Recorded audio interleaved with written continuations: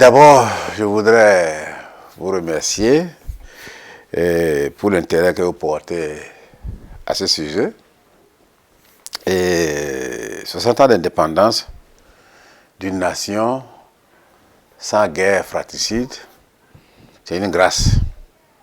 Notre pays, depuis le 1er août 1960 au 1er août 2020, 60 ans d'indépendance, il peut dire qu'on a une stabilité. Il est vrai, au départ, on avait assisté à une série de coups d'État, mais depuis un certain temps, le pays est resté stable et a amorcé son développement. Je peux dire que dans beaucoup de secteurs, là je dois me résumer, dans beaucoup de secteurs, dans beaucoup de domaines, notre pays a avancé.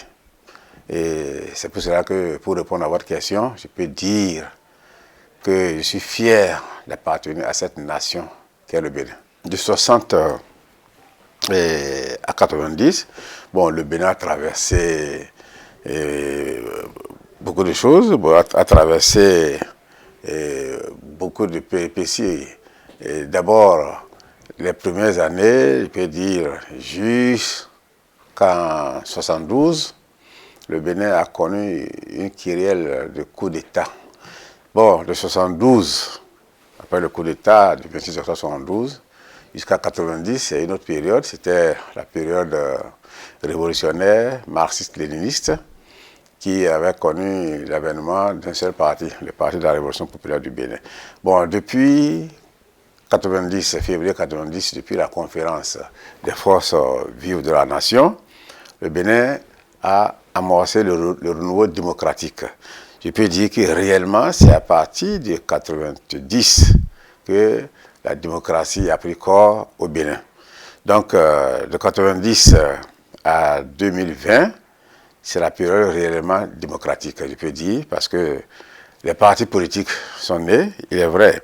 Après 90, c'était un multipartisme intégral, ce qui faisait que nous avions plus de 280 partis politiques au Bénin. Mais avec l'avènement de la rupture, je peux dire, de la sépare de 90 à 2016, c'était le multipartisme intégral avec plus de 280 partis politiques. Maintenant, depuis la rupture, les réformes, surtout les réformes du système partisan, à travers l'achat des partis politiques, a amorcé un nouveau sursaut démocratique, c'est-à-dire les réformes du système partisan ont ramené les partis à se retrouver, à se regrouper en de grands groupes. Puisque avant, c'était des partis crâniques, des partis de région, des partis de communes. Mais maintenant, depuis la rupture, on peut dire qu'au Bénin, on a des partis réellement d'envergure nationale. Chacun voit midi à sa porte. Hein. Bon, l'opposition semble interpréter la chose de cette manière, mais c'est pas juste, c'est pas exact. C'est parce que les gens étaient allergiques aux réformes. Beaucoup de gens n'y croyaient pas.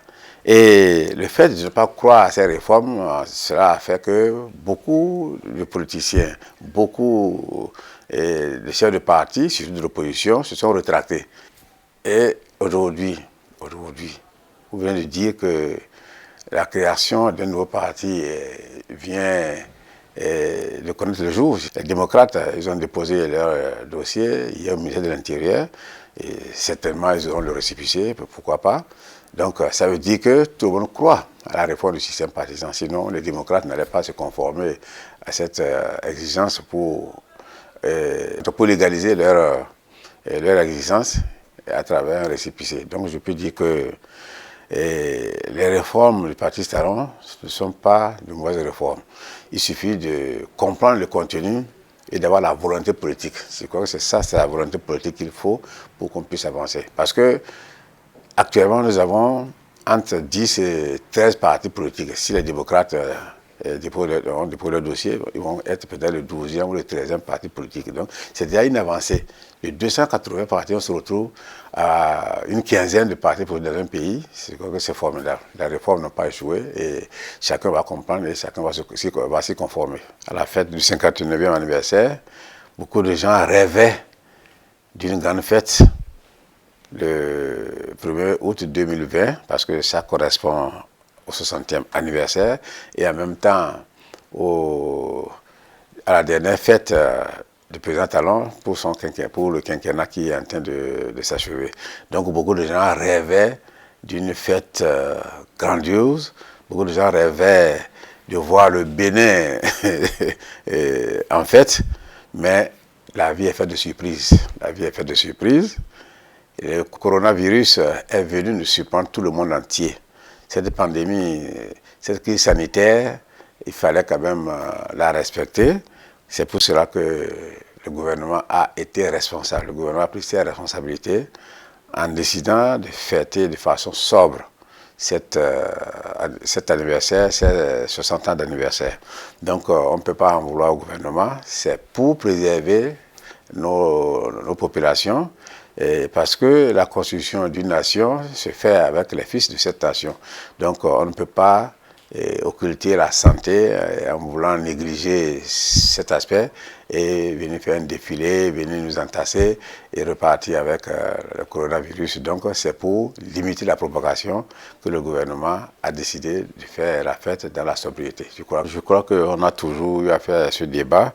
Ceux qui sont loin de l'Assemblée nationale peuvent le dire, mais ceux qui sont proches de l'Assemblée nationale vont dire que la 8e législature, contrairement à ce qu'on croit, parce qu'on dit que c'est une législature du Béni Oui, une législature du député Gaudio, non. Les débats se font de façon houleuse à l'Assemblée nationale. L'Assemblée nationale joue pleinement son rôle. Le vote des lois, le contrôle de l'action gouvernementale et les débats surtout sur le plan national, les débats, puisque nous sommes la représentation nationale. Les souhaits des populations à la base que nous représentons à l'Assemblée nationale, lors de nos débats, nous ressentons, nous faisons ressortir les ressentis et les ministres viennent et les lois ne sont pas votées à la va-vite. Toutes les lois que nous avons votées, c'est des lois que nous estimons apporter un plus au développement du Bénin. Donc je m'inscris en faux quand les gens pensent que c'est une assemblée monocolore, c'est une assemblée qui prend les lois, mais la commission des lois travaille et nous échangeons là-bas. Et même en plénière, il arrive que nous travaillons, nous échangeons. Si déjà dans les commissions, nous retrouvons et qu'on échange, on modifie beaucoup de choses. Bon, généralement, vous avez remarqué que lors des débats en plénière, on a déjà fait l'essentiel en commission. C'est pour cela qu'on a l'impression que nous ne discutons pas. Non, l'Assemblée, la 8e législature est assez responsable. Et la production législative que nous ferons, que nous sommes en train de faire, sera de qualité. Je peux dire qu'à la date du 1er août 2020, le Bénin se porte mieux. Je disais que nous avons perdu assez de temps par le passé. Je peux dire que depuis l'avènement de la rupture, le Bénin a amorcé un développement harmonieux. Si les années qui ont précédé la rupture, on avait travaillé comme pendant la rupture, le Bénin ne serait pas à ce niveau. Je peux dire que le Bénin, sous Patrice Talon, se porte mieux qu'avant. Dans le secteur agricole, les réformes ont impacté ce domaine-là. La production a été exponentielle, surtout quand on parle du coton, on parle du soja, on parle des noix d'anacarde, ainsi de suite. Et le secteur agricole, l'évolution se fait sentir. Et je vais revenir sur le secteur de l'énergie. Vous voyez, à la date d'aujourd'hui, notre pays est en train d'évoluer, de tendre vers une autonomie énergétique. Avec la construction tout récemment de la centrale de 100 MW de Mariguelita, le Bénin a fait un bond en avant.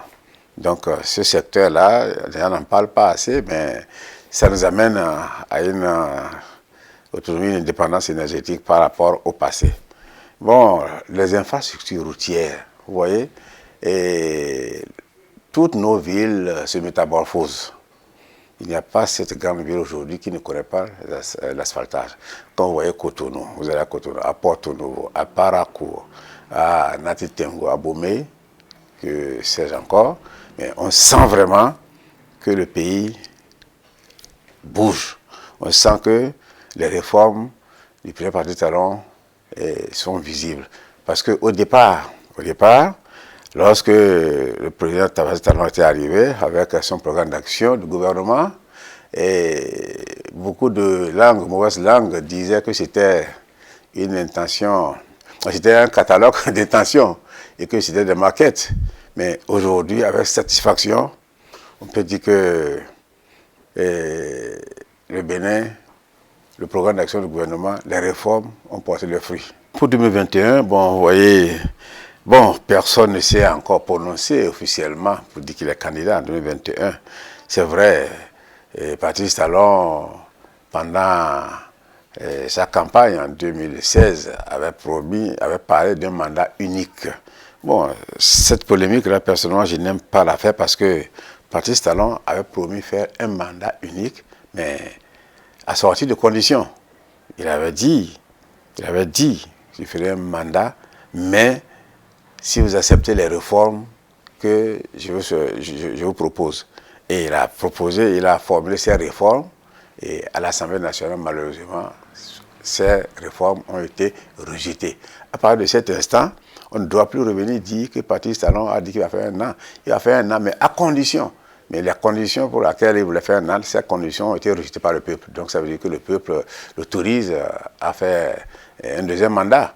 Donc je crois que si Patrice Talon veut aller à un deuxième mandat, constitutionnellement, il est autorisé. Bon, les jeunes se manifestent, les femmes, pour demander sa candidature, mais c'est tout à fait normal. Chacun est libre de penser ce qu'il veut. Ces jeunes pensent que le président Patrice Talon a incarné positivement le Bénin. Donc, continuer un deuxième mandat sera encore une source de bonheur pour le peuple béninois. Je crois que c'est dans ce cadre que les gens sollicitent sa candidature. Donc, je ne trouve pas d'inconvénient à cela. Je vous remercie, M. Assirou, de l'opportunité que vous m'offrez pour me prononcer sur les 60 ans d'indépendance de notre pays, le Bénin. Je profite de cette occasion pour souhaiter une bonne fête de l'indépendance à tout le peuple béninois. J'en aurais fini en demandant, en invitant le peuple béninois à continuer à travailler, et ce, dans la paix et l'unité nationale.